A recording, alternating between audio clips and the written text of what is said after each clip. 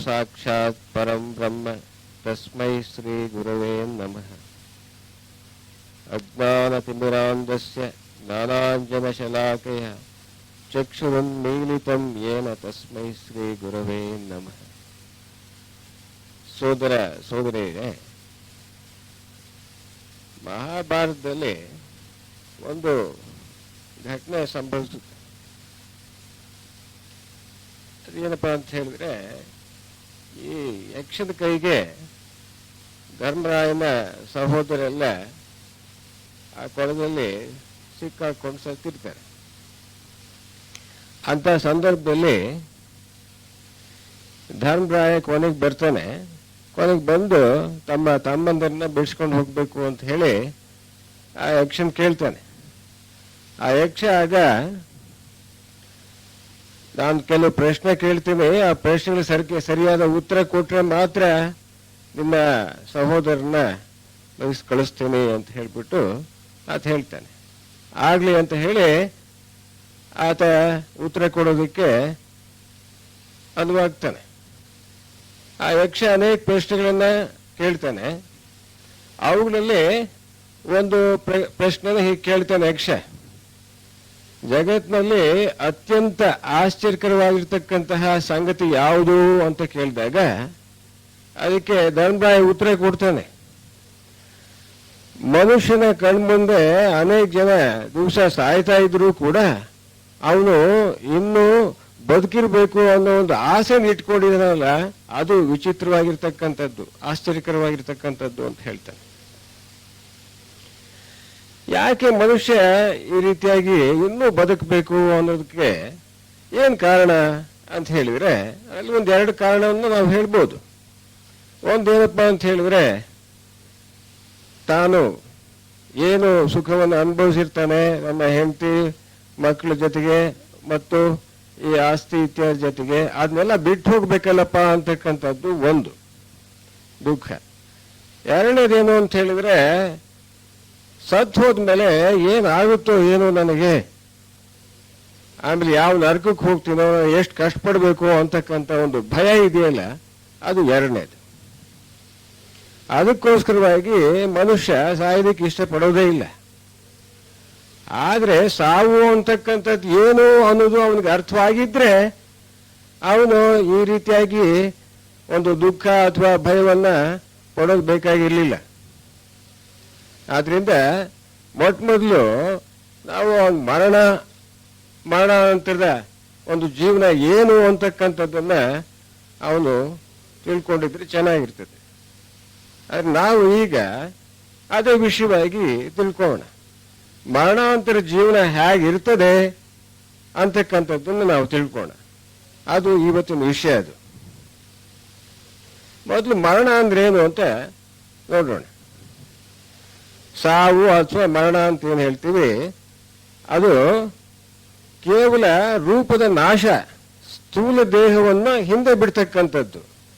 ಸವೆದ ವಸ್ತ್ರವನ್ನು ಬಿಸಾಡುವಂತೆ ಜೀರ್ಣವಾಗಿರ್ತಕ್ಕಂಥ ದೇಹವನ್ನು ಬಿಸಾಡೋದು ಅಷ್ಟೇನೆ. ಅದು ಸ್ಥೂಲ ದೇಹವನ್ನು ಬಿಟ್ರೆ ದೇಹಧಾರಿಯಾಗಿರ್ತಕ್ಕಂಥ ಆತ್ಮನಿಗೆ ಏನು ವ್ಯತ್ಯಾಸ ಆಗೋದೇ ಇಲ್ಲ, ಅವನು ಸಾಯೋದೇ ಇಲ್ಲ.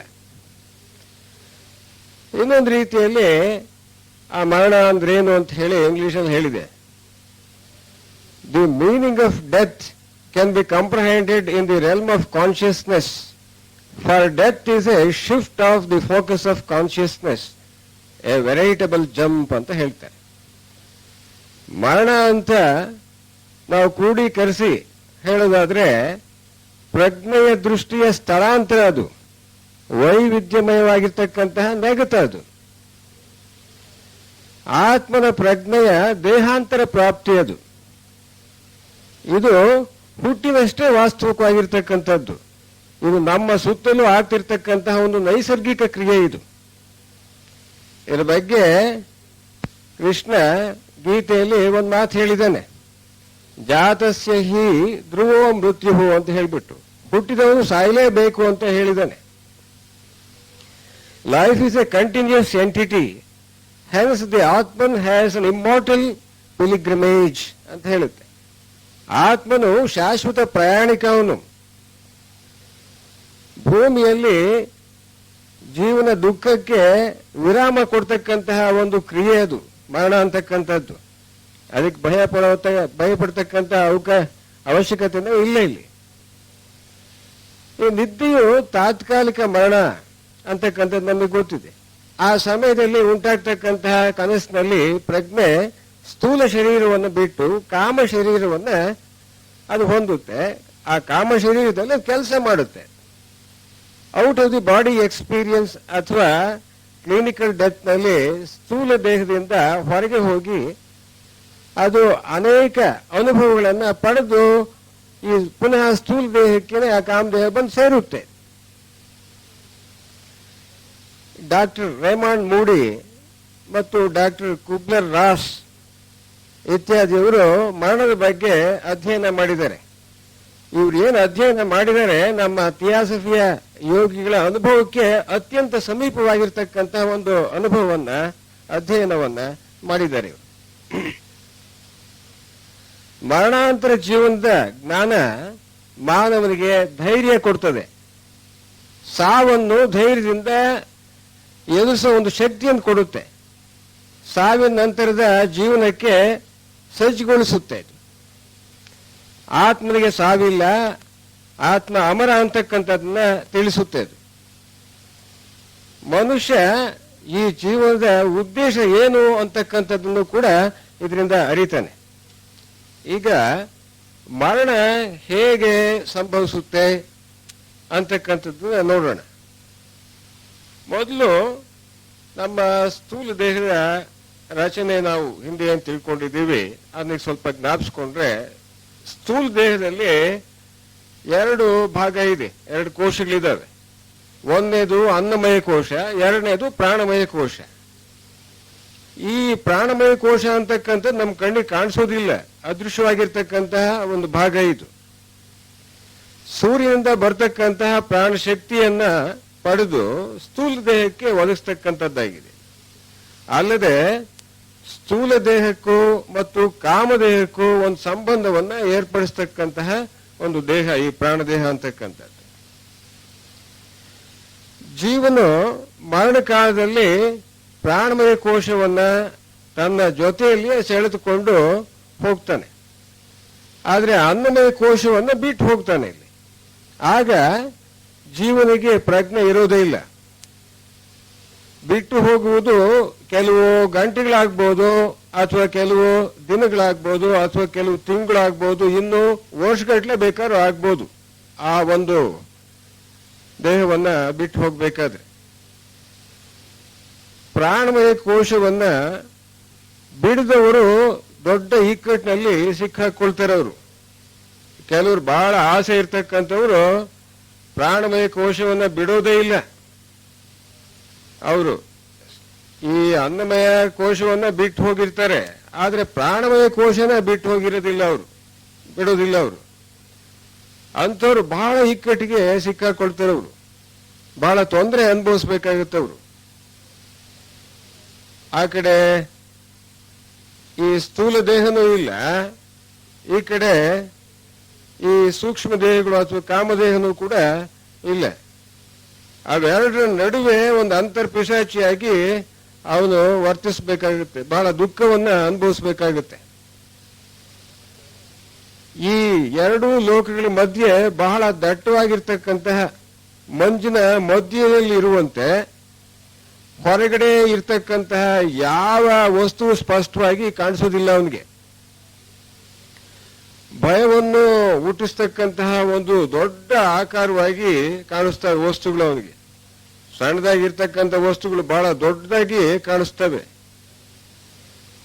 ಹೀಗಿದ್ರೂ ಕೂಡ ಅವನು ಆ ಪ್ರಾಣಮಯ ಕೋಶವನ್ನ ಬಿಡೋದಿಲ್ಲ. ಅವನು ಪಟ್ಟು ಹಿಡಿದು ಬಿಟ್ಟಿರ್ತಾನೆ. ಅವನು ಯಾಕೆ ಅಂತ ಹೇಳಿದ್ರೆ, ಅದಿಲ್ಲೆಲ್ಲ ಏನು ಈ ಸ್ಥೂಲ ಲೋಕದಲ್ಲಿ ಅನುಭವಿಸಿರ್ತಾನೆ ಅದೆಲ್ಲ ಬಿಟ್ಟು ಹೋಗ್ಬಿಡುತ್ತಲ್ಲಪ್ಪ ಅಂತಕ್ಕಂಥ ಒಂದು ಭಯ ಏನಿದೆ, ಆ ಭಯದಿಂದ ಇವನು ಆ ಪ್ರಾಣಮಯ ಕೋಶ ಬಿಡೋದೇ ಇಲ್ಲ. ಇವನು ಹೀಗೆ ಒಂಟಿಯಾಗಿ, ಜೊತೆಯಲ್ಲಿ ಯಾರು ಇರೋದೇ ಇಲ್ಲ. ಅವನು ಒಂಟಿಯಾಗಿರ್ಬೇಕಾಗತ್ತೆ ಅಲ್ಲಿ, ಈ ಅಂತರ್ಪಿಶಾಚಿಯಾಗಿ.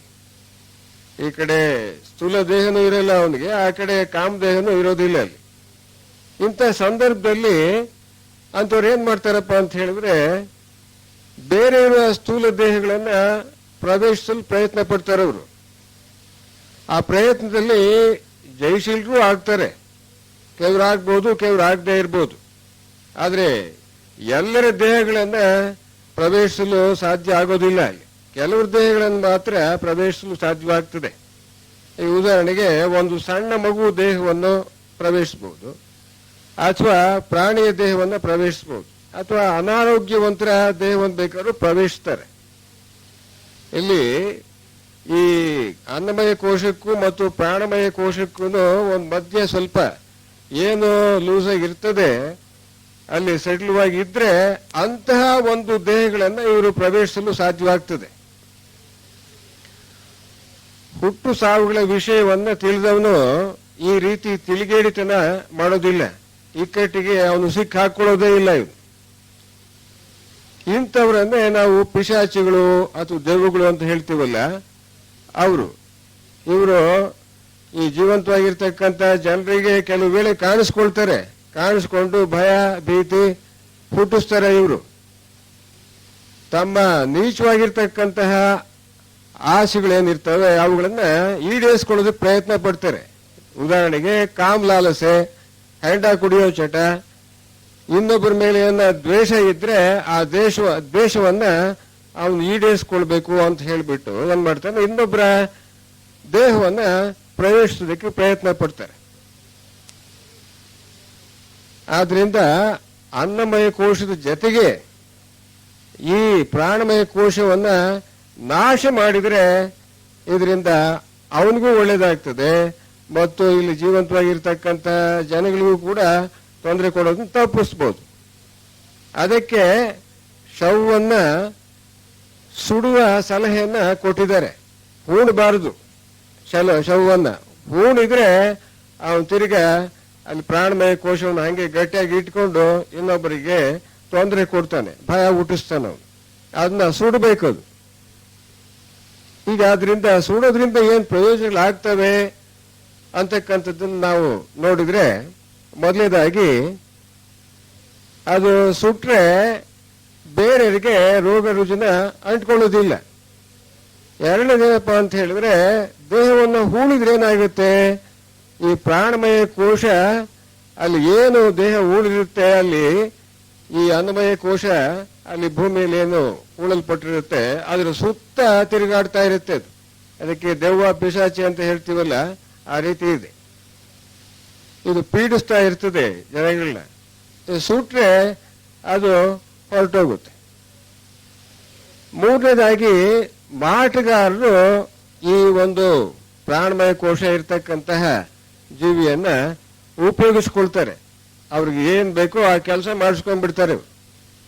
ನೋಡಿ, ಇದೆಲ್ಲ ಎಷ್ಟು ಒಂದು ಕೆಟ್ಟ ಒಂದು ಪರಿಣಾಮ ಉಂಟಾಗುತ್ತೆ ಆ ವ್ಯಕ್ತಿ ಪ್ರಾಣಮಯ ಕೋಶವನ್ನು ಉಳಿಸ್ಕೊಂಡ್ರೆ ಅಂತಕ್ಕಂಥದ್ದು ಗೊತ್ತಾಗುತ್ತೆ. ಅದಕ್ಕೆ ನಮ್ಮ ಮೊಟ್ಟ ಮೊದಲೇ ಅಂತಾರಾಷ್ಟ್ರೀಯ ಥಿಯಾಸಫಿಕಲ್ ಸೊಸೈಟಿಯ ಅಧ್ಯಕ್ಷರಾಗಿರ್ತಕ್ಕಂಥ HS ಆಲ್ಕಾಟ್ ಅವರು 1876ರಲ್ಲಿ ಹೆಣ ಸುಡಬೇಕು ಅಂತ ಹೇಳಿಬಿಟ್ಟು ಸುಡಿಸ್ಬಿಡ್ತಾರೆ ಅವರು.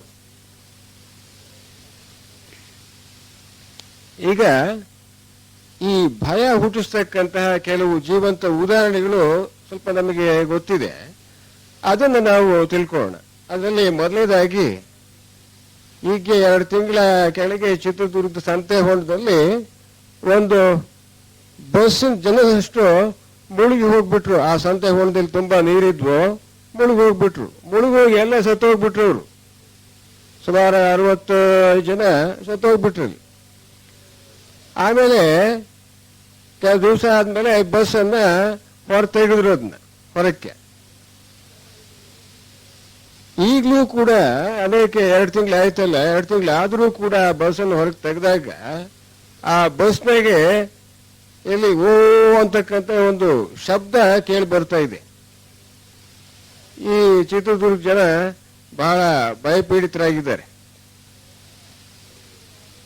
ಆಮೇಲೆ ನಾವು ಅನೇಕ ಬಾರಿ ಏರೋಪ್ಲೇನು ಬಿದ್ದು ಅನೇಕ ಜನ ಸತ್ತು ಹೋಗಿರ್ತಕ್ಕಂಥದ್ದು ನಮ್ಗೆ ಗೊತ್ತಿದೆ. ಅದು ಕೂಡ ಇದೇ ಗತಿ ಇದು. ಅವರು ತಿಂಗಳುಗಟ್ಟಲೆ ಆ ಜಾಗದಲ್ಲಿ ಹೊರಲೋ ಶಬ್ದ ಕೇಳಿಸ್ತದೆ. ಈಗಲೂ ಆ ಸತ್ತವರು ನಾವು ನೀರಲ್ಲಿ ಅಥವಾ ಪ್ಲೇನ್ನಲ್ಲಿ ಬಿದ್ದು ಸಾಯ್ತಾ ಇದ್ದೀವಿ ಅನ್ನೋ ಒಂದು ಅನುಭವವನ್ನ ಪಡಿತಾ ಇದ್ದಾರೆ. ಅದಕ್ಕೋಸ್ಕರವಾಗಿ ಆ ರೀತಿ ಆ ಭಯದಿಂದ ಅವರು ಓ ಅಂತ ಹೇಳಿ ಹೊರಳ್ತಾರೆ. ಸತ್ತು ಹೋದವರಿಗೆ ನಾವು ಜೀವಂತವಾಗಿ ಇದ್ದೀವಿ, ನಾವು ಈ ಘಟನೆ ಆಗ್ತಾ ಇದೆ ಈಗ ಅಂತ ಹೇಳಿನೇ ತಿಳ್ಕೊಳ್ತಾ ಇದ್ದಾರೆ. ಆದ್ರೆ ಅವ್ರು ಸತ್ತು ಹೋಗಿದ್ದೀವಿ ಅಂತಕ್ಕಂಥದ್ದು ಅವ್ರಿಗೆ ಗೊತ್ತಿರೋದಿಲ್ಲ. ಅವರೆಲ್ಲರೂ ಪ್ರಾಣಮಯ ಕೋಶವನ್ನ ಇಟ್ಕೊಂಡಿರ್ತಾರೆ. ಅವರು ಇಟ್ಕೊಂಡಿದ್ರೆ ಮಾತ್ರ ಇವೆಲ್ಲ ಈ ನಮ್ಮ ಈ ಸ್ಥೂಲ ಲೋಕದಲ್ಲಿ ಆ ಶಬ್ದಗಳು ಇತ್ಯಾದಿ ಕೇಳಿಸಲು ಸಾಧ್ಯವಾಗುತ್ತೆ ಸಾಮಾನ್ಯ ಜನರಿಗೆ. ಈಗ ಈ ಜೀವನ ಪೂರ್ಣವಾಗಿ ಪ್ರಾಣಮಯ ಕೋಶವನ್ನ ಕೊಡವಿ ಹಾಕಿದಾಗ ಏನಾಗುತ್ತೆ ಅಂತಕ್ಕಂಥದ್ದು ನೋಡೋಣ. ಅವನು ಸಾಮಾನ್ಯವಾಗಿರ್ತಕ್ಕಂತಹ ಒಂದು ಸಾವನ್ನು ಏನು ಪಡಿತಾನೆ, ಆ ಒಂದು ಆ ಪ್ರಾಣಮಯ ಕೋಶ ಹೋದ ಮೇಲೆ ಬೇರೆಯವರೆಲ್ಲ ಇರ್ತಾರೆ ಸಾಮಾನ್ಯವಾಗಿ, ಅವ್ರು ಏನು ಪ್ರತಿಭಟಿಸೋದೇ ಇಲ್ಲ. ಅವರು ಅಂಥವರು ನೇರವಾಗಿ ಆ ಪ್ರಾಣಮಯ ಕೋಶವನ್ನ ಕೆಲವಾರು ದಿವಸದಲ್ಲಿ ಅದನ್ನು ಕೊಡವು ಹಾಕಿಬಿಟ್ಟು ನಂತರ ಅವರು ಕಾಮ ಲೋಕಕ್ಕೆ ಹೋಗ್ತಾರೆ. ಅವರು ಈ ಕಾಮ ಲೋಕಕ್ಕೆ ಹೋದಾಗ ಆ ಕಾಮ ಶರೀರವನ್ನು ಹೊಂದಿ ಆವಾಗ ಅಲ್ಲಿ ಏನಾಗುತ್ತೆ, ಅಲ್ಲಿಯ ಜೀವನದ ಅನುಭವ ಏನು ಆ ಕಾಮಲೋಕದಲ್ಲಿ ಅಂತಕ್ಕಂಥದ್ದನ್ನ ನೋಡೋಣ. ಆ ಕಾಮಲೋಕಕ್ಕೆ ಅಲ್ಲಿ ಅವನ ಪ್ರಜ್ಞೆ ಅಥವಾ ಅವನು ಹೋಗ್ತಾನೆ, ಆ ಜೀವ ಅಂತಕ್ಕಂಥದ್ದನ್ನ ನಾವು ತಿಳ್ಕೊಂಡ್ರೆ ಆ ಕಾಮಲೋಕ ಅಂತಕ್ಕಂಥದ್ದು ಏನಪ್ಪ ಅಂತ ಹೇಳಿದ್ರೆ ಇಂಗ್ಲಿಷಲ್ಲಿ ಆಸ್ಟ್ರಲ್ ವರ್ಲ್ಡ್ ಅಂತ ಕರಿತೀವಿ ಅದನ್ನ. ಈ ಆಸ್ಟ್ರಲ್ ಅಂತ ಹೇಳಿದ್ರೆ ನಕ್ಷತ್ರದಂತೆ ಹೊಳಿತಕ್ಕಂಥದ್ದು, ದೇದೀಪ್ಯಮಾನವಾಗಿ ಹೊಳಿತಕ್ಕಂತಹ ಒಂದು ಲೋಕ ಅದು ಅಂತ ಅರ್ಥ ಅಷ್ಟೆ. ಅದು ಬಹಳ ಪ್ರಕಾಶಮಾನವಾಗಿ ಹೊಳಿತಕ್ಕಂಥ ಲೋಕ ಆಸ್ಟ್ರಲ್ ವರ್ಲ್ಡ್ ಅಂತಕ್ಕಂಥದ್ದು. ಅದಕ್ಕೆ ಅವನು ಅಲ್ಲಿಗೆ ಹೋಗ್ತಾನೆ. ಅದು ಆಶಾ ಲೋಕ, ಅದು ಕಾಮಲೋಕ ಅಂತಕ್ಕಂಥದ್ದು ತೇಜಸ್ಸಿನ ಲೋಕ. ಅದು ಇದು ಆಪ್ ಅಥವಾ ಜಲತತ್ವದಿಂದ ಆಗಿರ್ತಕ್ಕಂಥದ್ದು. ಇದು ಈ ಕಾಮಲೋಕ ಅಂತಕ್ಕಂಥದ್ದು ಈ ಭೂಲೋಕವನ್ನ ಆವರಿಸಿದೆ. ನಂತರ ಭೂಲೋಕಕ್ಕಿಂತಲೂ ಇನ್ನೂ ಹೆಚ್ಚು ವಿಸ್ತಾರವಾಗಿ ಇರ್ತಕ್ಕಂಥದ್ದಾಗಿದೆ. ಚಂದ್ರನಿಗೆ ಅತಿ ಸಮೀಪದವರೆಗೂ ಕೂಡ ಈ ಕಾಮಲೋಕ ಹರಡ್ಕೊಂಡಿರುತ್ತೆ. ಚಂದ್ರ ಈಗ 2,40,000 ಮೈಲಿ ದೂರದಲ್ಲಿ ಇದ್ದಾನೆ. ನಮಗೆ ಸುಮಾರು 2,00,000 ಮೈಲಿವರೆಗೂ ಕೂಡ ಈ ಕಾಮಲೋಕ ಹರಡ್ಕೊಂಡಿರುತ್ತೆ. ಜೀವ ಈ ಕಾಮಲೋಕದಲ್ಲಿ ಎಲ್ಲ ವಿಹರಿಸಬಹುದು. ಆದ್ರೆ ಭೂಮಿಗೆ ಹತ್ರ ಇರ್ತಕ್ಕಂತಹ ಒಂದು ಕಾಮಲೋಕದ ಭಾಗದಲ್ಲೇ ಇರ್ತಾನೆ ಅವನು. ಜೀವನ ಈ ಲೋಕಕ್ಕೆ ಹೋದಾಗ ತನ್ನ ಕಾಮದ ದೇಹದೊಂದಿಗೆ ಈ ಲೋಕದಲ್ಲಿ ಹೇಗೆ ವರ್ತಿಸ್ತಾನೆ ಅಂತಕ್ಕಂಥದ್ದನ್ನ ನೋಡೋಣ. ಕಾಮದೇಹ ಏನು ಹೊಂದಿರ್ತಾನೆ ಮನುಷ್ಯ, ಅವನು ಕಾಮಲೋಕದಲ್ಲಿ ಇದು ಜೀವನ ಮಾಡೋದಕ್ಕೆ ಸಾಧ್ಯವಾಗ್ತದೆ. ಈ ಕಾಮದೇಹಕ್ಕೆ ಏನಿದೆ ಪಂಚೇಂದ್ರಿಯಗಳು ಅಂತ ನಾವೇನು ಕರಿತೀವಿ, ಈಗ ನಾವು ಸ್ಥೂಲ ದೇಹದಲ್ಲಿ ಇಟ್ಕೊಂಡಿರ್ತಕ್ಕಂಥ ಅವು ಯಾವ ಇರೋದೇ ಇಲ್ಲ. ಅವು ಇಡೀ ದೇಹಕ್ಕೆ ನೋಡ್ತಕ್ಕಂಥ ಮತ್ತು ಕೇಳ್ತಕ್ಕಂಥ ಶಕ್ತಿ ಇದೆ. ಅದು ನಮಗೆ ನಮ್ಮ ಕಣ್ಣಿಗೆ ಮುಂದಿನ ದೃಶ್ಯಗಳು ಮಾತ್ರ ಕಾಣಿಸ್ತವೆ. ಆದ್ರೆ ಈ ಕಾಮದೇಹ ಹೊಂದಿರತಕ್ಕಂತಹ ಜೀವಿ ಏನಿರ್ತದೆ, ಸತ್ತ ಜೀವಿ, ಅದಕ್ಕೆ ಅದು ಮುಂದೂ ಕಾಣಿಸುತ್ತೆ, ಹಿಂದೂ ಕಾಣಿಸುತ್ತೆ, ಪಕ್ಕದಾಗೂ ಕೂಡ ಆ ಕಡೆ ಈ ಕಡೆಗೂ ಕಾಣಿಸುತ್ತೆ. ಅದು ಅಂತಹ ಒಂದು ಶಕ್ತಿಯನ್ನು ಹೊಂದಿರತಕ್ಕಂಥದ್ದು. ಯಾಕೆಂದ್ರೆ ಇದರ ದೇಹದಲ್ಲಿ, ಈ ಕಾಮ ದೇಹದಲ್ಲಿ ಕಣಗಳು ವೇಗವಾಗಿ ಚಲಿಸ್ತಾ ಇರ್ತವೆ, ಎಲ್ಲ ಕಡೆಗೂ ಚಲಿಸ್ತಾ ಇರ್ತವೆ. ಈ ದೇಹ ಅಂತಕ್ಕಂಥದ್ದು ಈ ಆಸೆ, ಕೋಪ, ಅಸೂಯೆ, ಭಯ ಇತ್ಯಾದಿಗಳನ್ನ ವ್ಯಕ್ತಪಡಿಸುತ್ತೆ. ರಾಗ ಭಾವಗಳನ್ನ ವ್ಯಕ್ತಪಡಿಸ್ತಕ್ಕಂಥ ದೇಹ ಆಗಿದೆ ಇದು. ಈ ಒಂದು ಕಾಮಲೋಕದಲ್ಲಿ ಹಸುವಿಲ್ಲ, ಬಾಯಾರಿಕೆ ಇಲ್ಲ, ರೋಗ ಇಲ್ಲ, ಸೆಕೆ ಇಲ್ಲ, ಚಳಿ ಇಲ್ಲ. ಹೆಂಡತಿ ಮಕ್ಕಳಿಗೆ ದುಡ್ದು ಹಾಕಬೇಕು ಅಂತಕ್ಕಂಥ ಒಂದು ಏನು ವ್ಯಸನನೇ ಇಲ್ಲ. ಇಲ್ಲಿ ಡಾಕ್ಟ್ರಿಗೆ ಫೀಸ್ ಕೊಡಬೇಕಾಗಿದ್ದು ಇಲ್ಲ.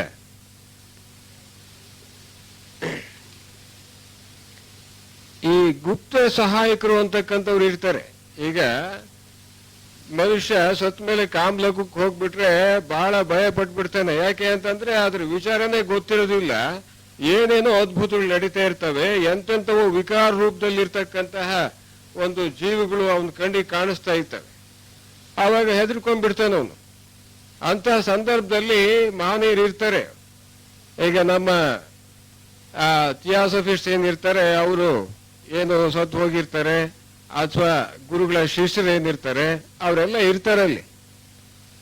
ಇವರಿಗೆ ಗುಪ್ತ ಸಹಾಯಕರು ಅಂತ ಹೇಳ್ತೇವೆ ನಾವು. ಈ ಗುಪ್ತ ಸಹಾಯಕರು ಅಲ್ಲಿ ಕಾಮಲೋಕಕ್ಕೆ ಸತ್ತು ಹೋಗಿರ್ತಕ್ಕಂಥ ಏನ್ ಜನ ಇರ್ತಾರೆ, ಅವ್ರಿಗೆಲ್ಲ ಸರಿಯಾದ ಮಾರ್ಗದರ್ಶನವನ್ನ ಕೊಡ್ತಾರೆ. ಆ ಲೋಕದಲ್ಲಿ ಹೇಗಿರ್ಬೇಕು, ಹೆಂಗ್ ಜೀವಿಸ್ಬೇಕು, ಏನ್ ಮಾಡ್ಬೇಕು ಅಂತಕ್ಕಂಥದ್ದೆಲ್ಲ ಅವರು ತಿಳಿಸ್ತಾರಲ್ಲಿ.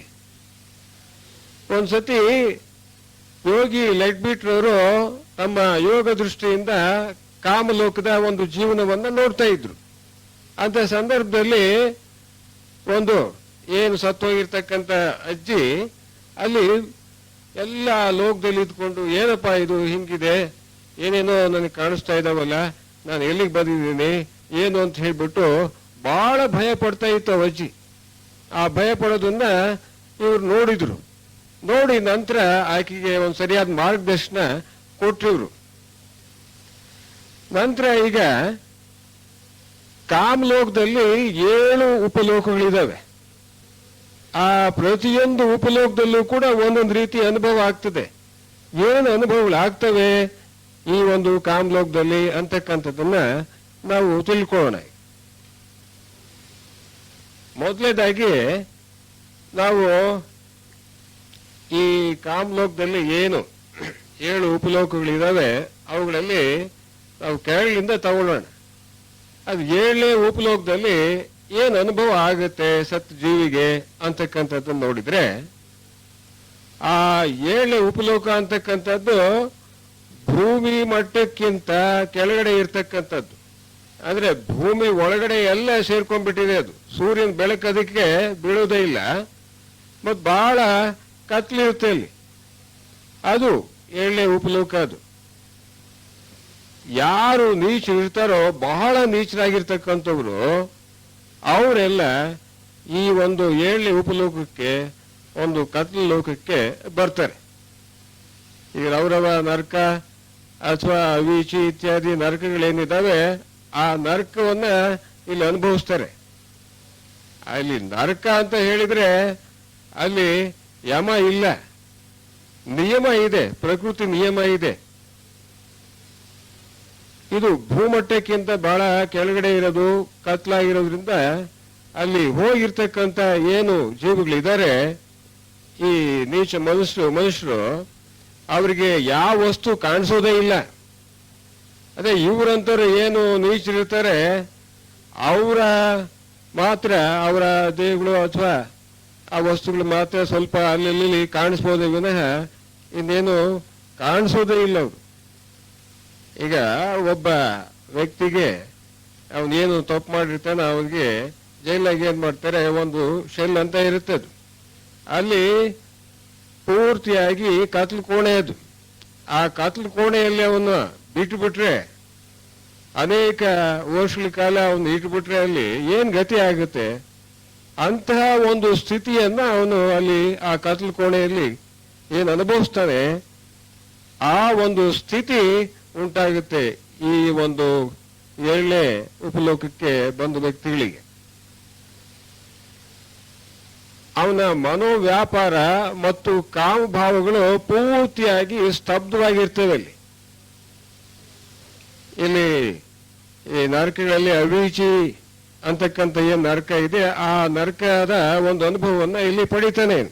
ಇಲ್ಲಿ ಸಾಲಿಟರಿ ಕನ್ಫೈನ್ಮೆಂಟ್ ಅಂತ ಹೇಳ್ತೀವಲ್ಲ, ಆ ಸಾಲಿಟರಿ ಕನ್ಫೈನ್ಮೆಂಟ್ ಆಗಿರುತ್ತೆ. ಅವನಿಗೆ ಬಹಳ ಅವನು ಕಷ್ಟಪಡಬೇಕಾಗುತ್ತೆ. ಈ ನರಕವನ್ನೇ ಆಗ್ಲಿ ಅಥವಾ ಸ್ವರ್ಗವನ್ನೇ ಆಗ್ಲಿ ಸೃಷ್ಟಿಸ್ಕೊಳ್ಳೋದು ಎಲ್ಲ ನಮ್ಮ ಕೈಲಿದೆ. ಅದು ಒಳ್ಳೇದ್ ಮಾಡಿದ್ರೆ ನಾವು ಸ್ವರ್ಗದ ಒಳ್ಳೆ ಆನಂದ ಅನುಭವ, ಇಲ್ಲ ಅಂತ ಅಂದ್ರೆ ಈ ರೀತಿ ಬಹಳ ತೊಂದರೆಯನ್ನ ಅನುಭವಿಸ್ಬೇಕಾಗತ್ತೆ. ನರಕ ಸದೃಶವಾಗಿರ್ತಕ್ಕಂತಹ ಒಂದು ತೊಂದರೆಯನ್ನು ಅನುಭವಿಸ್ಬೇಕಾಗತ್ತೆ. Man is the maker of his own destiny ಅಂತ ಏನು ನಾವು ತಿಳ್ಕೊಂಡಿದ್ದೀವಿ, ಅದ್ರ ಪ್ರಕಾರ ಮನುಷ್ಯ ತನ್ನ ಉನ್ನತಿಗೆ ಅಥವಾ ಅವನತಿಗೆ ಅವನೇ ಕಾರಣ, ಬೇರೆ ಅಲ್ವೇ ಅಲ್ಲ. ಈ ಇವನು ಏನು ನೀಚ ವ್ಯಕ್ತಿ ಇರ್ತಾನೆ, ಅವನು ಯಾಕಪ್ಪ ಆ ರೀತಿಯಾಗಿ ಅಲ್ಲಿ ಆ 7ನೇ ಉಪಲೋಕಕ್ಕೆ ಬಂದ್ಬಿಟ್ಟು ಕಷ್ಟ ಅನುಭವಿಸ್ತದೆ ಅಂತ ಹೇಳಿದ್ರೆ, ಈ ನೀಚ ಜನರ ದೇಹದಲ್ಲಿ ಕೆಟ್ಟ ಕಣಗಳು ಸೇರ್ಕೊಂಡ್ಬಿಟ್ಟಿರ್ತವೆ. ಆ ಕೆಟ್ಟ ಕಣಗಳು ಬಹಳ ಭಾರವಾಗಿರ್ತವೆ. ಭಾರವಾಗಿರೋದ್ರಿಂದ ಅವನು ಕೆಳಗೆ ಇಳಿಬೇಕಾಗತ್ತೆ, ಭೂಮಿ ಕೆಳಗಡೆ ಇಳಿಬೇಕಾಗತ್ತೆ ಅವನು. ಮತ್ತು ಇನ್ನೊಂದೇನು ಅಂತ ಹೇಳಿದ್ರೆ, ಇವನು ಈ ಕಾಮಲೋಕದ 7 ಉಪಲೋಕ ತತ್ವಗಳೇನಿದ್ದಾವೆ ಆ ಎಲ್ಲ 7 ಉಪಲೋಕ ತತ್ವಗಳನ್ನ ಹೊಂದಿರತಕ್ಕಂಥವನಾಗಿರ್ತಾನೆ. ಅಲ್ಲಿ ಅವನ ಕಾಮಲೋಕದಲ್ಲಿ ಅವನ ಕಾಮದೇಹ ಅಂತಕ್ಕಂಥದ್ದು ಒಂದು 7 ಪದರಗಳಾಗಿರ್ತದೆ. 7 ಸುತ್ತಿನ ಕೋಟೆ ಅಂತ ಹೇಳ್ತೀವಲ್ಲ, ಆ ರೀತಿಯಾಗಿ 7 ಸುತ್ತಿನ ಕೋಟೆಯನ್ನ ಅವನು ಈ ಕಾಮ ವಸ್ತುವಿನಿಂದ ನಿರ್ಮಾಣ ಮಾಡಿಕೊಂಡಿರ್ತಾನೆ ಅವನು. ನಂತರ 6ನೇ ಉಪಲೋಕಕ್ಕೆ ಹೋಗೋಣ. 6ನೇ ಉಪಲೋಕ ಅಂತಕ್ಕಂಥದ್ದು ಏನಿದೆ ಕಾಮಲೋಕದಲ್ಲಿ, ಇಲ್ಲಿ ಭೂಮಟ್ಟದಲ್ಲಿ ಇರ್ತಕ್ಕಂಥದ್ದು. ಈ ಭೂಮಿಗಿರ್ತಕ್ಕಂತಹ ಜನ, ವಸ್ತುಗಳು ಎಲ್ಲವೂ ಕೂಡ ಅವನಿಗೆ ಕಾಣಿಸ್ತವೆ. ಇಲ್ಲಿ ಜೀವನ ಅಂತಕ್ಕಂಥದ್ದು ಏನಿದೆ ಹೆಚ್ಚು ಕಡಿಮೆ ಭೂಲೋಕದ ಜೀವನದಂತೆ ಇರ್ತಕ್ಕಂಥದ್ದು. ಆ ಸತ್ತವನಿಗೆ ತನ್ನ ಮನೆ ಕಾಣಿಸುತ್ತೆ, ಕೋಣೆ ಕಾಣಿಸುತ್ತೆ, ಕುರ್ಚಿ ಕಾಣಿಸುತ್ತೆ, ತನ್ನ ಜನ ಕಾಣಿಸ್ತಾರೆ, ಎಲ್ಲ ಕಾಣಿಸ್ತದೆ. ಆದರೆ ಈಗ ನಾವೇನು ನಮ್ಮ ಕಣ್ಣುಗಳಿಂದ ಈ ಸ್ಥೂಲ ದೇಹವನ್ನ ನೋಡ್ತೀವಿ, ಆ ರೀತಿ ಸ್ಥೂಲ ದೇಹ ಅದನ್ನ ನೋಡೋದಕ್ಕೆ ಸಾಧ್ಯವಾಗೋದಿಲ್ಲ ಅವರು. ಈಗ ಎಲ್ಲರಿಗೂ ಕೂಡ ಇಲ್ಲಿ ನಾವು ಏನು ಸ್ಥೂಲ ದೇಹವನ್ನು ಹೊಂದಿದ್ದೀವಿ, ನಾವಾಗ್ಲಿ ಅಥವಾ ವಸ್ತುಗಳಾಗ್ಲಿ, ಇವಕ್ಕೆ ಒಂದು ಕಾಮ ಶರೀರ ಇರ್ತದೆ. ಆ ಕಾಮ ಶರೀರವನ್ನ ಅವನು ಸತ್ತು ಹೋದನು ನೋಡ್ಬೋದಷ್ಟೇ. ನಮ್ಮ ಕಾಮ ಶರೀರಗಳನ್ನ, ನಮ್ಮ ವಸ್ತುಗಳ ಕಾಮ ಶರೀರಗಳನ್ನ ಅವನು ನೋಡ್ತಾನೆ ಅವನು. ಈ ಅವನು ನೋಡ್ತಕ್ಕಂತಹ ಕಾಮ ಶರೀರಗಳು ಮತ್ತು ಅವನು ಏನು ಕಾಮದೇಹದಲ್ಲಿದ್ದಾನೆ ಅವೆಲ್ಲವೂ ಕೂಡ ಒಂದೇ ತರದ ಪ್ರಕೃತಿ. ಆದ್ರಿಂದ ಅಲ್ಲಿ ಕೆಲವು ವಸ್ತುಗಳು ನಾವೇನು ಗಟ್ಟಿ ಇದಾವೆ ಅಂತ ನಾವಿಲ್ಲಿ ನೋಡ್ತೀವಿ, ಅಲ್ಲಿ ಅವನಿಗೆ ಅಲ್ಲಿ ಗಟ್ಟಿಗಿದ್ದಂಗೆ ಕಾಣ್ತಾವು. ಈ ಕಾಮ ಶರೀರ ಅಂತಕ್ಕಂಥದ್ದು, ಈಗ ಕೋಣೆ ಗೋಡೆ ಇದೆ, ಆ ಗೋಡೆಯ ಮುಖಾಂತರ ಈ ಕಾಮ ಶರೀರ ತೂರು ಹೋಗ್ತದೆ. ಅಂದ್ರೆ ಎಷ್ಟು ಸೂಕ್ಷ್ಮವಾಗಿದೆ ಈ ಕಾಮ ಶರೀರದ ಪ್ರಕೃತಿ ಅಂತಕ್ಕಂಥದ್ದು ನಮ್ಗೆ ಇಲ್ಲಿ ಗೊತ್ತಾಗತ್ತೆ.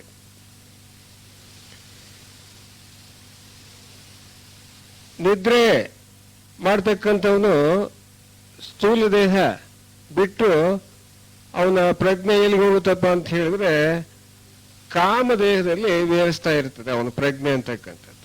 ಈ ಕನಸು ಏನು ನಾವು ಅನುಭವಿಸ್ತೀವಿ, ಆ ಕನಸಿನಾಗೆ ನಮ್ಗೆಲ್ಲ ಏನೇನು ಕಾಣಿಸ್ತವೆ, ಯಾರ್ಯಾರ ಜೊತೆಗೆ ನಮಗೆ ಸತ್ತೋರು ಏನಿರ್ತಾರೆ, ಹಿರಿಯರು ಅಥವಾ ನಮ್ಮ ಸ್ನೇಹಿತರು ಯಾರನ್ನ ಸತ್ತಿದ್ರೆ ಅವ್ರ ಜೊತೆಗೆ ನಾವು ಕನಸಿನಲ್ಲಿ ಏನೇನೋ ಕೆಲಸ ಮಾಡ್ತಾ ಇರ್ತೀವಿ ನಾವು. ಅದೆಲ್ಲವೂ ಕೂಡ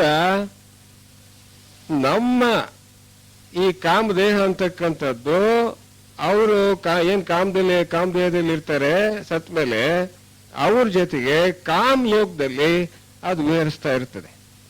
ಆ ಅನುಭವ ಆಗುತ್ತೆ ಕನಸಿನಲ್ಲಿ. ಕನಸಿನಲ್ಲಿ ಆಗ್ತಕ್ಕಂಥದ್ದು ಎಲ್ಲ ಕಾಮ್ ಲೋಕದಲ್ಲಿ ಆಗ್ತಕ್ಕಂಥದ್ದೇನೆ ಅದು. ಹೆಚ್ಚಾಗಿ ಆಸೆ ಹೊಂದಿರತಕ್ಕಂಥವ್ರು ಸತ್ತಾಗ ಅವರು ಆಸೆಗಳನ್ನ ಈಡೇರಿಸ್ಕೋಬೇಕಲ್ಲ, ಅದಕ್ಕೋಸ್ಕರವಾಗಿ ಬೇರೆಯವ್ರ ಶರೀರಕ್ಕೆ ಹೋಗ್ಬಿಟ್ಟು ಅವ್ರ ಆಸೆಗಳನ್ನು ಈಡೇರಿಸ್ಕೊಳ್ತಾರೆ. ಈಗ ಹೆಂಡ ಕುಡಿ ಏನೇನ್ ಮಾಡ್ತಾನೆ, ಅವನು ಈ ಹೆಂಡದಂಗಡಿಗೆ ಹೋಗ್ತಕ್ಕಂಥ ಜನ ಇರ್ತಾರಲ್ಲ, ಅವರ ಶರೀರದಲ್ಲಿ ಅವನು ಹೊಕ್ಕು ಅವನ ಹೆಂಡನ ಇನ್ನೂ ಚೆನ್ನಾಗಿ ಕುಡಿಯುವಂತೆ ಮಾಡ್ತಾನೆ. ಅದರಿಂದ ಇವನು ತೃಪ್ತಿ ಪಡ್ತಾನೆ. ಒಬ್ಬ ಕಾಮಕ ಇರ್ತಾನೆ, ಅವನೇನ್ ಮಾಡ್ತಾನೆ, ಈ ಯಾರು ಹೆಚ್ಚು ಕಾಮಕರು ಇರ್ತಾರೋ ಈ ಸ್ಥೂಲ ಒಂದು ಪ್ರಪಂಚದಲ್ಲಿ ಅವ್ರ ದೇಹವನ್ನ ಹೋಗ್ಬಿಟ್ಟು ಅವನ ಒಂದು ಈ ಕಾಮಕತೆಯನ್ನ ಈಡೇರಿಸ್ಕೊಳ್ತಾನೆ ಅವನು.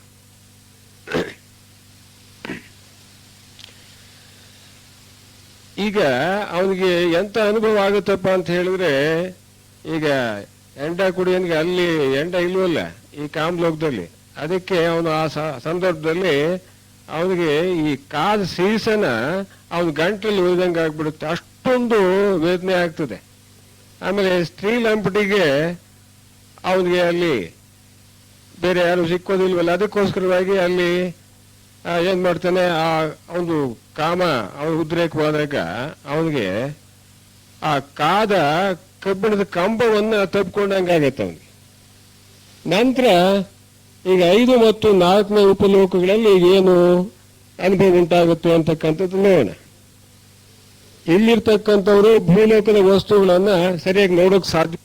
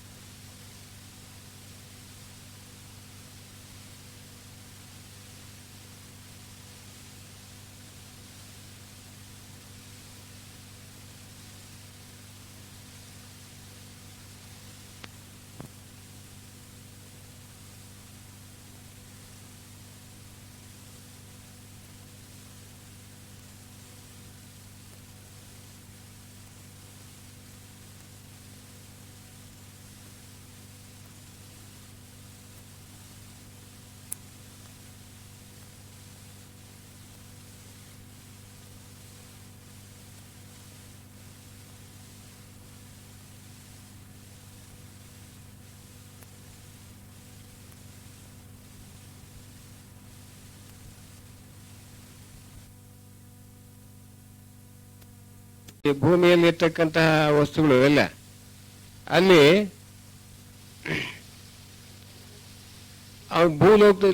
ಭೂಲೋಕದಲ್ಲಿರುವ ದೇವಾಲಯಗಳಿಗೂ ಯಾತ್ರಾ ಸ್ಥಳಗಳಿಗೂ ಇಚ್ಛಾ ಮಾತ್ರದಿಂದ ಅಲ್ಲಿ ಹೋಗ್ತಾನೆ. ಅವನಿಗೇನು ರೈಲು, ವಿಮಾನ, ಮೋಟಾರ್ ಗಾಡಿ ಯಾವ ಬೇಕಾಗಿಲ್ಲ. ಇಸ್ಪೀಟ್ ಆಡೋರು ಮತ್ತು ಕ್ರಿಕೆಟ್ ಆಟ ಆಡೋರು, ವ್ಯಾಪಾರ ಮಾಡೋರು, ಕುದುರೆ ಜೂಜಾಡೋರು, ಜ್ಯೋತಿಷ್ಯ ಹೇಳ್ತಕ್ಕಂಥವ್ರು, ವೈದ್ಯರು, ಮಂತ್ರವಾದಿಗಳು, ಇವರಿಗೆ ಈ ಲೋಕದಲ್ಲಿ ಬಹಳ ಬೇಜಾರು. ಯಾಕೆಂದ್ರೆ ಇವ್ಯಾವ ಅವರಿಗೆ ಅಲ್ಲಿ ಸಿಕ್ಕೋದಿಲ್ಲ ಅವರಿಗೆ. ಆದ್ರೆ ಈ ಹರಟೆ ಹೊಡೆಯವರಿಗೆ, ಇನ್ನೊಬ್ಬರಿಗೆ ಬೈದಾಡೋರಿಗೆ ಮಾತ್ರ ಸ್ನೇಹಿತರು ಸಿಗ್ತಾರೆ. ಈಗ ನಾವು 3, 2, 1ನೇ ಉಪಲೋಕಗಳಲ್ಲಿ ಏನು ಅನುಭವ ಆಗ್ತಕ್ಕಂಥದ್ದು ನೋಡೋಣ. ಇವು ಭೂಮಟ್ಟಕ್ಕಿಂತ ಇನ್ನೂ ಮೇಲಕ್ಕೆ ವ್ಯಾಪಿಸಿದವು, ಇನ್ನೂ ಸೂಕ್ಷ್ಮ ಇವು. ಭೂಲೋಕದ ವಸ್ತುಗಳು ಇಲ್ಲಿರ್ತಕ್ಕಂಥವ್ರಿಗೆ ಕಾಣಿಸೋದೇ ಇಲ್ಲ. ಅದಕ್ಕೆ ಬದಲು ತಮ್ಮ ಯೋಚನೆಯಿಂದ ಕಲ್ಪಿತವಾಗಿರ್ತಕ್ಕಂಥ ದೃಶ್ಯಗಳು ಮಾತ್ರ ಕಾಣಿಸ್ತವೆ. ಅಂದ್ರೆ ಸಂಕಲ್ಪ ರೂಪಗಳು ಅಂತ ಹೇಳ್ತೀವಲ್ಲ, ಅವೆಲ್ಲ ಕಾಣಿಸ್ತವೆ. ಅವು ತಾವು ಮಾಡಿರೋದು ಮತ್ತು ಹಿಂದೋರು ಮಾಡಿರ್ತಕ್ಕಂಥದ್ದು. ಒಳ್ಳೆ ಸೊಗಸಾಗಿರ್ತಕ್ಕಂತಹ ನದಿಗಳು, ಸರೋವರಗಳು, ಪರ್ವತಗಳು, ವನಗಳು, ಕಟ್ಟಡಗಳು, ದೇವಾಲಯಗಳು, ಆಮೇಲೆ ದೇವತಾ ಪ್ರತಿಮೆಗಳು, ಇವೆಲ್ಲ ಕೂಡ ಕಾಣಿಸ್ತವೆ ಅವ್ರಿಗೆ. ದೇವ್ರನ್ನ ಈ ದೇವಸ್ಥಾನದಲ್ಲಿ ಪೂಜೆ ಮಾಡ್ತಕ್ಕಂಥದ್ದು ಇವೆಲ್ಲ ಕಾಣಿಸ್ತವೆ. ಅವರು ಆರಾಮಾಗಿ ತಮ್ಮ ಇಷ್ಟ ದೇವತೆಗಳನ್ನ ಆರಾಧಿಸಬಹುದು. ಉದ್ಯಾನವನದಲ್ಲಿ ಅಲ್ಲಿ ಹಾಯಾಗಿ ವಿಹಾರ ಮಾಡ್ಬೋದು ಅವರು. ಈ ರೀತಿಯ ಒಳ್ಳೆ ಒಂದು ಅನುಭವ ಆಗ್ತದೆ. ಸ್ವರ್ಗದಲ್ಲಿರ್ತಕ್ಕಂಥ ಒಂದು ಅನುಭವ ಇಲ್ಲಿ ಆಗ್ತದೆ. ಪುರಾಣ ಕೇಳ್ಬೋದು, ಈ ಪುಸ್ತಕ ಭಂಡಾರದಲ್ಲಿ ಪುಸ್ತಕವನ್ನ ಓದ್ಬೋದು, ಅಲ್ಲಿ ಕೂಡ ಥಿಯಾಸಫಿ ಜ್ಞಾನವನ್ನ ಹೆಚ್ಚಿಸ್ಕೋಬಹುದು. ಅಲ್ಲಿ ಗಂಧರ್ವ ಗಾನವನ್ನ ಕೇಳ್ಬೋದು. ನಂತರ ಇಲ್ಲಿ ಈ ಕಾಮಲೋಕದಲ್ಲಿ ಯಾವ್ಯಾವ ಮಟ್ಟದ ಜನ ಎಷ್ಟೆಷ್ಟು ವರ್ಷ ಇರ್ತಾರೆ ಅಂತಕ್ಕಂಥದ್ದು ನೋಡೋಣ. ಈ ಕೀಳು ಮಟ್ಟದ ಮನುಷ್ಯ ಅಥವಾ ಕಾಡು ಮನುಷ್ಯ ಅಂತ ಹೇಳ್ತೀವಲ್ಲ, ಅವರು ಆ ಕಾಮ್ ಲೋಕದಲ್ಲಿ 5 ವರ್ಷ ವಾಸ ಮಾಡ್ತಾರೆ. ಸಾಮಾನ್ಯವಾಗಿ ಹೇಳ್ತಕ್ಕಂಥದ್ದು ಇದು. ಆಮೇಲೆ ಸ್ವಲ್ಪ ಬೆಳೆದಿರ್ತಕ್ಕಂಥ ಕಾಡು ಮನುಷ್ಯರು 40 ವರ್ಷದವರೆಗೂ ಕೂಡ ಅಲ್ಲಿ ಕಾಮ್ ಲೋಕದಲ್ಲಿ ಇರ್ತಾರೆ. ಆಮೇಲೆ ಕೂಲಿಗಾರ, ಕಾರ್ಮಿಕ, ರೈತ ಇಂಥವರು 40 ವರ್ಷಗಳ ಕಾಲ ಈ ಕಾಮ್ ಲೋಕದಲ್ಲಿ ಇರ್ತಾರೆ. ವೈದ್ಯರು, ವಿಜ್ಞಾನಿಗಳು ಅವರು 25 ವರ್ಷ ಕಾಲ ಇರ್ತಾರೆ. ಆಧ್ಯಾತ್ಮ ಜೀವಿಗಳು, ಈ ಭಕ್ತರು, ತತ್ವಜ್ಞಾನಿಗಳು ಇವೆಲ್ಲ ಇರ್ತಾರಲ್ಲ, ಅವರು ಸುಮಾರಾಗಿ 20 ವರ್ಷ ಅಲ್ಲಿ ಕಾಮ್ ಲೋಕದಲ್ಲಿ ವಾಸ ಮಾಡ್ತಾರೆ. ಇವೆಲ್ಲ ಆವರೇಜ್ ಸಾಮಾನ್ಯವಾಗಿರ್ತಕ್ಕಂಥದ್ದು, ಹೆಚ್ಚು ಕಮ್ಮಿ ಆಗ್ಬೋದು. ಆದರ್ಶವಾದಿಗಳು 5 ವರ್ಷ ಇರ್ತಾರೆ. ಈಗ ಪ್ಲೇಟೋ, ಬ್ರೋನೋ ಇತ್ಯಾದಿ ಇವರೆಲ್ಲ ಇರ್ತಾರಲ್ಲ, ಅವರೆಲ್ಲ 5 ವರ್ಷ ಇರ್ತಾರೆ. ಆಮೇಲೆ ಮಹರ್ಷಿಗಳ ಶಿಷ್ಯರು ಏನಿರ್ತಾರೆ ಅವರು ಇಲ್ಲಿ ಕೆಲವು ತಿಂಗಳಿರ್ಬೋದು ಅಥವಾ ಕೆಲವು ದಿವಸಗಳೇ ಇರ್ಬೋದು. ಅವರು ಇಲ್ಲಿ ಹೆಚ್ಚಾಗಿ ಇರೋದೇ ಇಲ್ಲ ಈ ಕಾಮ್ಲೋಕದಲ್ಲಿ.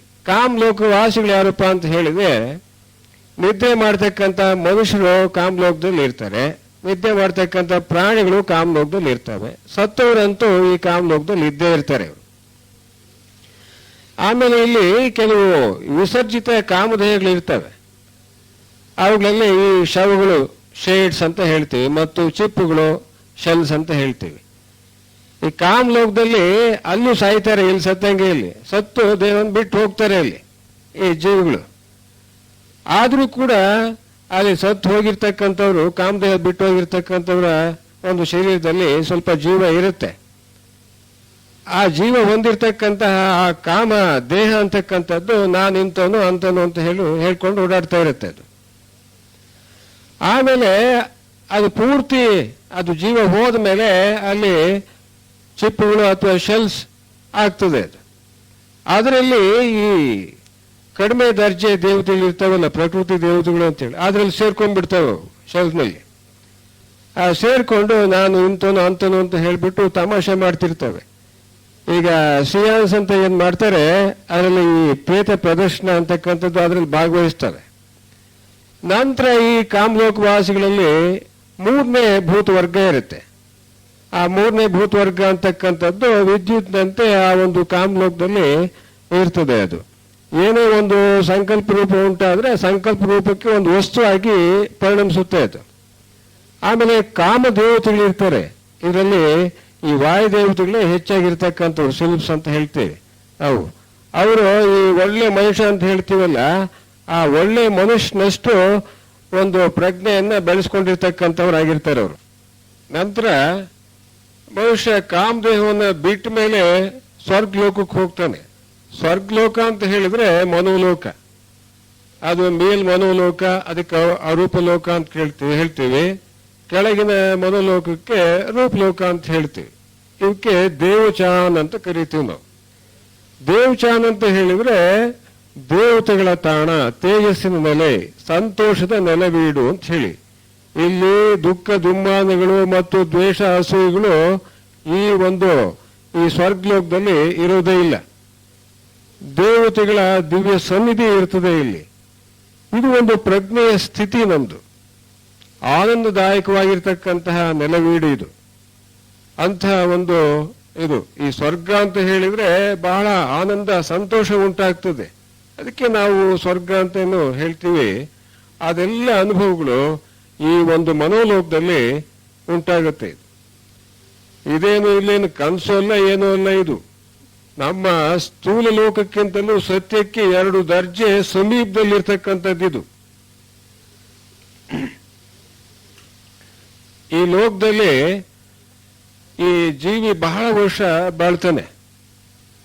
ಅದರಲ್ಲಿ ಯಾರು ಚೆನ್ನಾಗಿ ಒಂದು ಈ ಸಾಹಿತ್ಯ, ಕಲೆ ಮತ್ತು ಈ ವಿಜ್ಞಾನ ಇತ್ಯಾದಿಗಳನ್ನ ಯಾರು ಹೆಚ್ಚಿಸ್ಕೊಂಡಿರ್ತಾರೆ, ಆಧ್ಯಾತ್ಮಿಕ ಜ್ಞಾನವನ್ನು ಹೆಚ್ಚಿಸ್ಕೊಂಡಿರ್ತಾರೆ, ಅವರು ಇಲ್ಲಿ ಬಹಳ ವರ್ಷ ಬಾಳ್ತಾರೆ. ಇವರು ಈ ಸ್ಥೂಲ ಲೋಕದ 10ರಷ್ಟು ಅಥವಾ 20ರಷ್ಟು ಕಾಲ ಈ ಒಂದು ಸ್ವರ್ಗಲೋಕದಲ್ಲಿ ಬಾಳ್ ಮಾಡ್ತಾರೆ ಅವರು.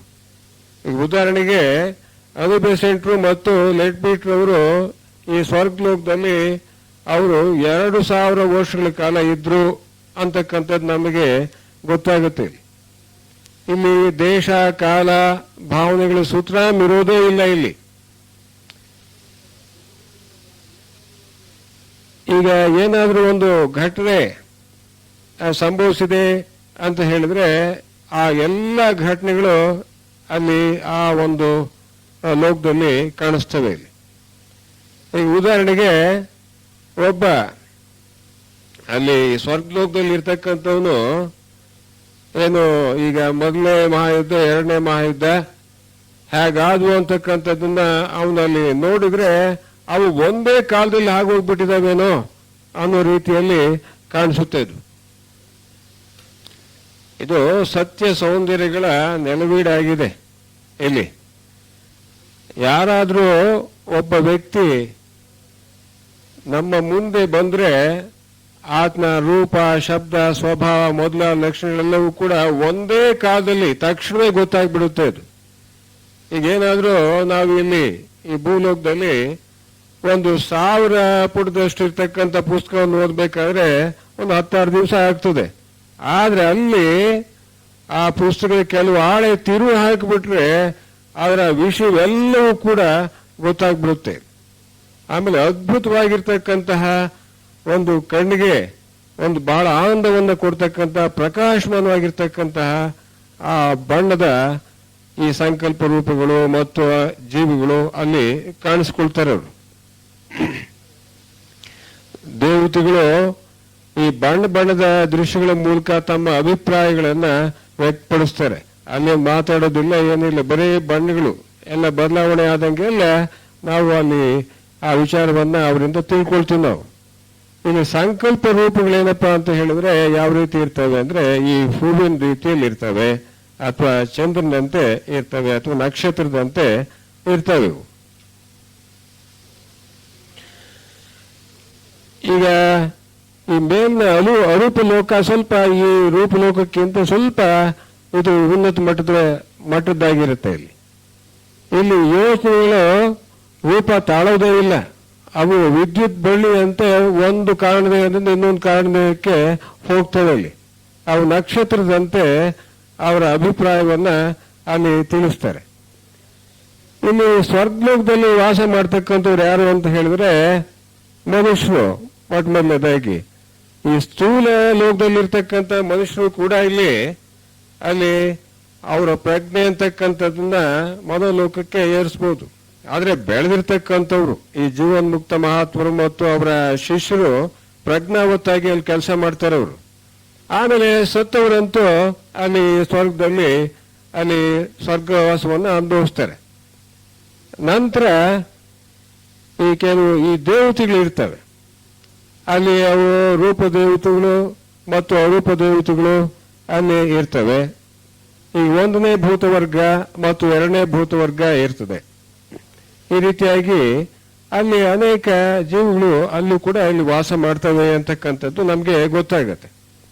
ನಂತರ ಈಗ ಈ ಕೆಳ ಸ್ವರ್ಗದಲ್ಲಿ ಅಥವಾ ದೇವಚಾನಲ್ಲಿ ಮತ್ತು ಮೇಲ್ ಸ್ವರ್ಗದಲ್ಲಿ ಯಾವ ರೀತಿಯ ಅನುಭವಗಳಾಗ್ತವೆ ಅಂತಕ್ಕಂಥದ್ದನ್ನ ನಮ್ಮ ಈ ಥಿಯಾಸಫಿ ಯೋಗಿಗಳು ವಿವರಿಸಿದ್ದಾರೆ. ಅದನ್ನ ಸ್ವಲ್ಪ ನಾವು ತಿಳ್ಕೊಳ್ಳೋಣ. ಈಗ 7ನೇ ಉಪಲೋಕ ಅಂದ್ರೆ 1ನೇ ಸ್ವರ್ಗ ತಗೊಂಡ್ರೆ ಆ 1ನೇ ಸ್ವರ್ಗದಲ್ಲಿ ಜೀವನ ಹೇಗಿರುತ್ತೆ ಆ ಸತ್ತೋರ್ದು ಅಂತಕ್ಕಂಥ ನೋಡೋಣ. ಈ 1ನೇ ಸ್ವರ್ಗದಲ್ಲಿ ಎಲ್ಲ ಈ ಸಂಕುಚಿತ ಕುಟುಂಬ ಪ್ರೇಮ ಇರ್ತಕ್ಕಂಥವ್ರು ಮಾತ್ರ ಇರ್ತಾರೆ. ಇಲ್ಲಿ ಇಟಾಲಿಯನ್ಸು ಮತ್ತು ಇಂಗ್ಲಿಷ್ನವರು ಇಲ್ಲಿ ಜಾಸ್ತಿ ಇರ್ತಾರೆ. ಈಗ ನಮ್ಮ ಯೋಗಿಗಳಿಗೆ ಇಲ್ಲಿ ಕೆಲವು ದೃಶ್ಯಗಳು ಕಾಣಿಸ್ತವೆ. ಅದರಲ್ಲಿ ಕೆಲವು 1-2 ದೃಶ್ಯಗಳನ್ನು ಒಂದೊಂದಕ್ಕೆ ಹೇಳ್ಕೊಳ್ತಾ ಹೋಗ್ತೇನೆ.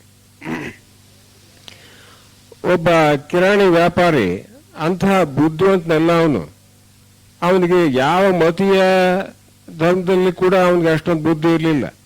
ಹೆಂಡತಿ ಮಕ್ಕಳಲ್ಲಿ ಬಹಳ ಪ್ರೇಮ ಇತ್ತು ಅವನಿಗೆ. ಅವನು ಸತ್ತೋಗ್ಬಿಡ್ತಾನೆ.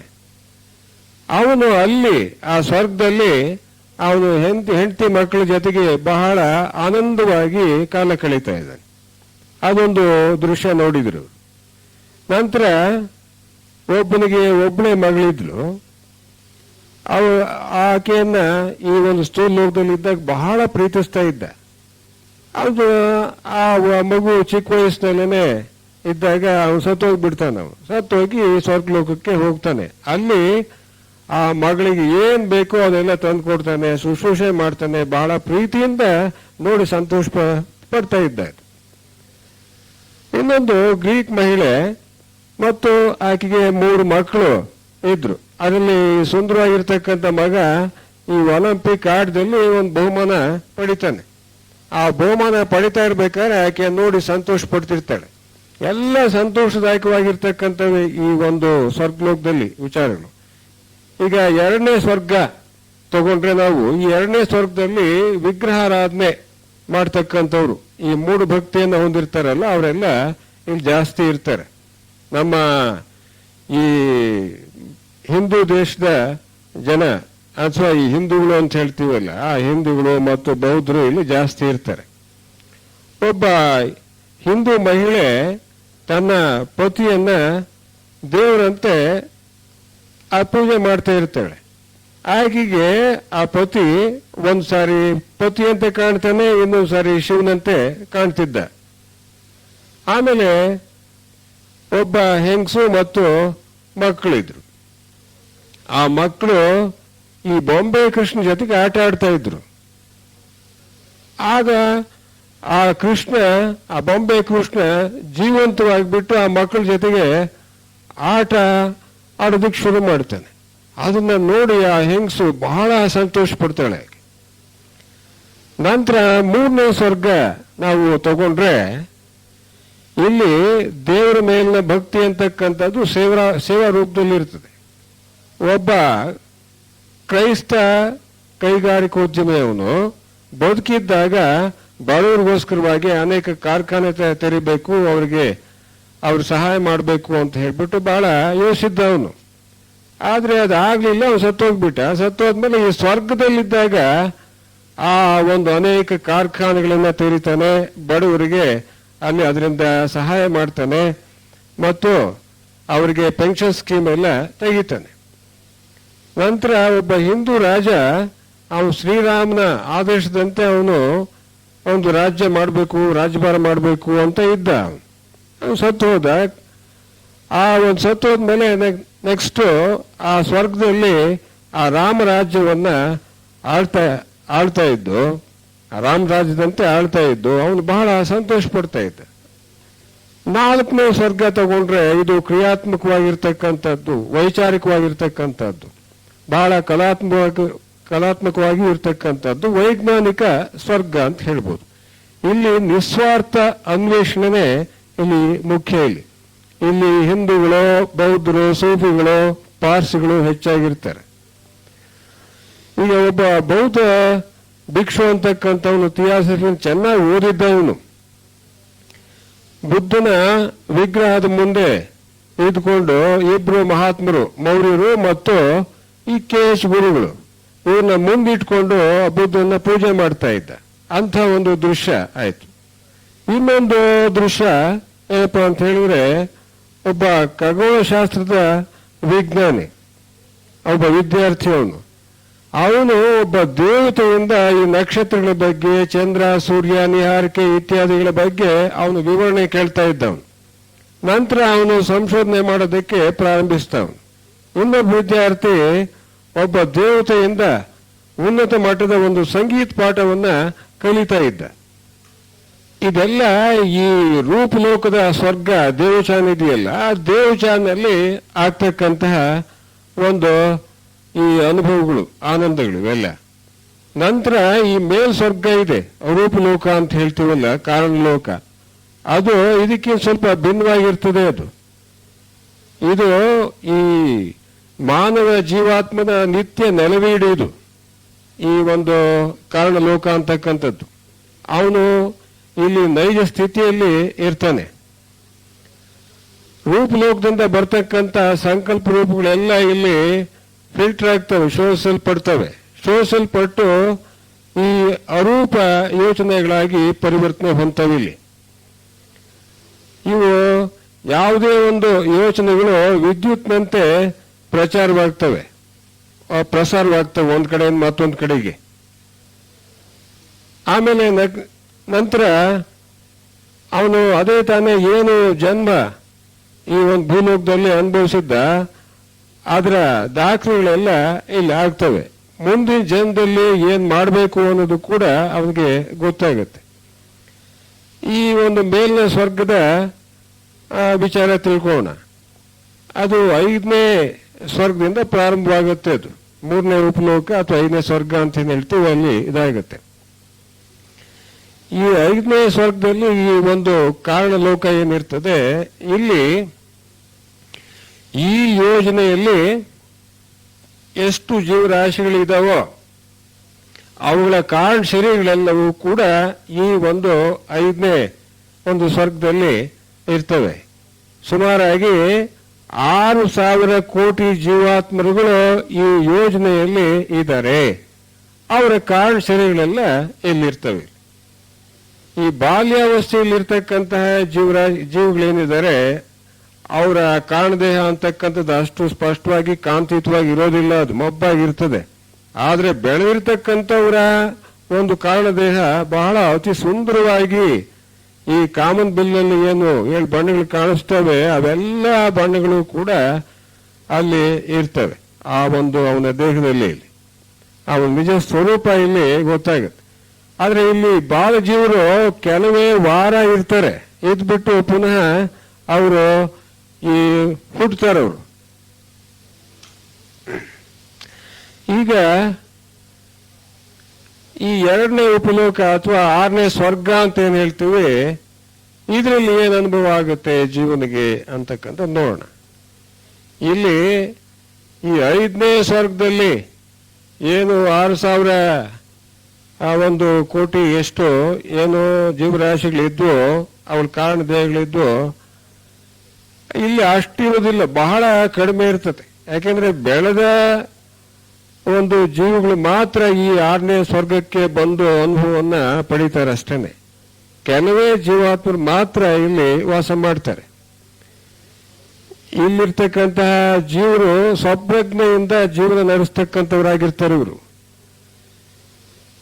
ಪ್ರತಿಯೊಬ್ಬನು ತನ್ನ ಹಿಂದಿನ ಜನ್ಮಗಳ ಸರಣಿಯನ್ನು ವಿಮರ್ಶೆ ಮಾಡತಕ್ಕಂತಹ ಒಂದು ಶಕ್ತಿ ಇರ್ತಕ್ಕಂಥವನು. ಈ ಸಂಸರಣ ಅಥವಾ ಈ ವಿಕಾಸ ಅಂತ ಏನಿದೆ, ಆ ಡಿವೈನ್ ಪ್ಲಾನ್ ಅದನ್ನ ಅರ್ಥಕೊಳ್ತಕ್ಕಂತಹ ಒಂದು ಶಕ್ತಿ ಇರ್ತದೆ ಅವನಿಗೆ. ನಂತರ ಮುಂದೆ ಏನ್ ಮಾಡಬೇಕು ಅಂತಕ್ಕಂಥದ್ದು ಕೂಡ ಅವನು ಅಲ್ಲಿ ಲೆಕ್ಕ ಹಾಕ್ತಿರ್ತಾನೆ. ಇಲ್ಲಿರ್ತಕ್ಕಂತಹ ಒಂದು ಜೀವಿಗಳೇನಿದ್ದಾರೆ ಅವರು ಬಹಳ ಸತ್ಯಸಂಧರಾಗಿ ಧರ್ಮನಿಷ್ಠರಾಗಿ ಬೆಳೆದಿರ್ತಕ್ಕಂಥವರಾಗಿದ್ದಾರೆ ಇವರು. ಈ ಉದಾಹರಣೆಗೆ ಈ ನಮ್ಮ ಅನಿ ಬೆಸೆಂಟ್ ರವರು ಹಿಂದಿನ ಒಂದು ಜನ್ಮದಲ್ಲಿ ಇಟಲಿ ದೇಶದಲ್ಲಿ ಒಬ್ಬ ತತ್ವಜ್ಞಾನಿ ಆಗಿದ್ರು. ಅವ್ರು ಗಿಯಾರ್ಡಿನೋ ಬ್ರೂನೋ ಅಂತ ಹೇಳ್ಬಿಟ್ಟು ಅಂಥವರೆಲ್ಲ ಈ 6ನೇ ಸ್ವರ್ಗದಲ್ಲಿ ಇರ್ತಾರೆ.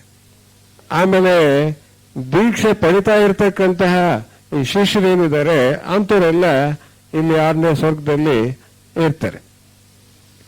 ಈಗ ಹರಿಶ್ಚಂದ್ರ, ಪಾಂಡವರು ಇವರೆಲ್ಲ ಆದರ್ಶವಾದಿಗಳಲ್ವೇ, ಇವರೆಲ್ಲರೂ ಕೂಡ ಇಂಥವರೆಲ್ಲ ಜೀವಿಗಳು ಇವರೆಲ್ಲ ಇದರಲ್ಲಿ 6ನೇ ಸ್ವರ್ಗದಲ್ಲಿ ಇರ್ತಾರೆ. ಯಾರ್ಯಾರು ಉದ್ದೇಶಪೂರ್ವಕವಾಗಿ ಆಧ್ಯಾತ್ಮ ಪ್ರಗತಿಯನ್ನು ಸಾಧಿಸಬೇಕಂತ ಇದ್ದಾರೋ ಅವರೆಲ್ಲರೂ ಕೂಡ ಇಲ್ಲಿದ್ದಾರೆ. ಅಭಿಪ್ರಾಯಗಳು ಒಂದು ಆತ್ಮದಿಂದ ಮತ್ತೊಂದು ಆತ್ಮಕ್ಕೆ ನಕ್ಷತ್ರಗಳಂತೆ ಪ್ರಯಾಣ ಮಾಡುತ್ತೆ. ಇಲ್ಲಿ ಬೆಳಕಿನ ಅಲೆಗಳಂತೆ ಮಿಂಚಿನ ಬಳ್ಳಿಯಂತೆ ಯೋಚನೆಗಳು ಪರಸ್ಪರ ವಿನಿಮಯವಾಗ್ತವೆ. ಇಲ್ಲಿ ಸಾಮಾನ್ಯವಾಗಿ ಇಲ್ಲಿರ್ತಕ್ಕಂತಹ ಜೀವಿಗಳು ಈ ಕಾರಣ ಲೋಕದಲ್ಲಿ ಸುಮಾರು 20 ವರ್ಷದಿಂದ 50-60 ವರ್ಷಗಳವರೆಗೂ ಕೂಡ ಇಲ್ಲಿ ವಾಸ ಮಾಡ್ತಾರೆ. ಈ ಸ್ವರ್ಗವಾಸವನ್ನ ಅನುಭವಿಸ್ತಾರೆ ಅವರು. ನಂತರ ಕೊನೆಯದಾಗಿ 7ನೇ ಸ್ವರ್ಗ ಅಂದ್ರೆ ಮನೋಲೋಕದ ಮೊದಲನೇ ಉಪಲೋಕದಲ್ಲಿ ಈ 7ನೇ ಸ್ವರ್ಗ ಇರ್ತದೆ. ಇಲ್ಲಿಗೆ ಬರ್ತಕ್ಕಂಥವರು ಬಹಳ ಬೆಳೆದಿರಬೇಕು, ಅವರು ಜೀವನ್ಮುಕ್ತ ಮಹಾತ್ಮರಾಗಿರ್ಬೇಕು. ಇಲ್ಲ ಅಂತ ಹೇಳಿದ್ರೆ ಅವರ ಬಹಳ ಬೆಳೆದಿರ್ತಕ್ಕಂಥ ಶಿಷ್ಟರಾಗಿರ್ಬೇಕು ಈ 7ನೇ ಸ್ವರ್ಗ ಒಂದು ಅನುಭವನ ಪಡಿಬೇಕಾದ್ರೆ. ಇಲ್ಲಿ ಬಹಳ ಕಡಿಮೆ ಜನ ಇರ್ತಾರೆ ಇಲ್ಲಿ. ಇಲ್ಲಿ ಮನೋಲೋಕದಲ್ಲೆಲ್ಲ ಇದು ಅತ್ಯಂತ ದಿವ್ಯವಾಗಿರ್ತಕ್ಕಂಥದ್ದು. ಇದು ಅಲ್ಲದೆ ಕೇವಲ ವಿರಳವಾದ ಸಾಂದ್ರತೆ ಉಳ್ಳದ್ದು ಅಂತ ಹೇಳಿದ್ರೆ ಅದು ಬಹಳ ಕಡಿಮೆ ಜನ ಇರ್ತಕ್ಕಂಥದ್ದು. ಅಂತ ಮಹಾತ್ಮರೇ ಇಲ್ಲಿ ಬಂದು ಇರೋದಕ್ಕೆ ಸಾಧ್ಯವಾಗ್ತದೆ.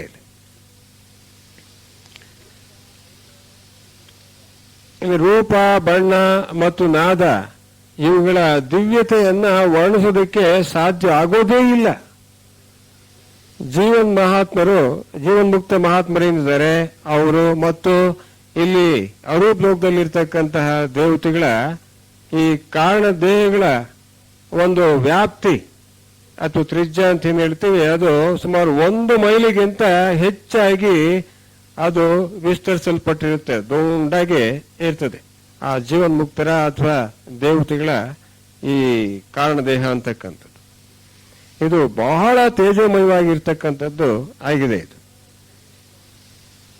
ಈ ದಿವ್ಯವಾದ ಮನಸ್ಸನ್ನ, ಸುಂದರವಾಗಿರ್ತಕ್ಕಂತಹ ಒಂದು ಮನಸ್ಸನ್ನ ಹೊಂದಿರತಕ್ಕಂಥವ್ರು ಮಾತ್ರ ಇಲ್ಲಿ ಇರ್ತಾರೆ. ಆಮೇಲೆ ಗುರುಗಳು ಅಥವಾ ಮಹಾತ್ಮರು ಅಂತ ಏನ್ ಹೇಳ್ತೀವಿ, ಜೀವನ್ಮುಕ್ತ ಮಹಾತ್ಮರು ತಮ್ಮ ಅನುಗ್ರಹ ಶಕ್ತಿಯನ್ನು ಮಾನವ ಕೋಟಿಗೆ ಕೊಡಬೇಕಾದ್ರೆ ಈ ಮಾನವ ಕೋಟಿಯ ಬೇರುಗಳಂತಿರ್ತಕ್ಕಂಥ ಈ ಕಾರಣ ದೇಹಗಳ ಮೂಲಕನೇ ಅವರು ವರ್ಷಿಸ್ತಾರೆ. ಲೋಕ ಕಲ್ಯಾಣಕ್ಕಾಗಿ ಸದಾ ದುಡಿತಾ ಇರ್ತಾರೆ ಆ ಜೀವನ್ಮುಕ್ತ ಮಹಾತ್ಮರು. ಶಿಷ್ಯರು ಸುಮಾರು 150 ವರ್ಷಗಳ ಕಾಲದಿಂದ 200 ವರ್ಷಗಳು ಕೂಡ ಇಲ್ಲಿ ಪ್ರಜ್ಞಾವತ್ತಾಗಿ ಈ ಒಂದು ಅತ್ಯುನ್ನತ ಈ ಕಾರಣ ಲೋಕದಲ್ಲಿ ಇರಲು ಸಾಧ್ಯವಾಗ್ತದೆ.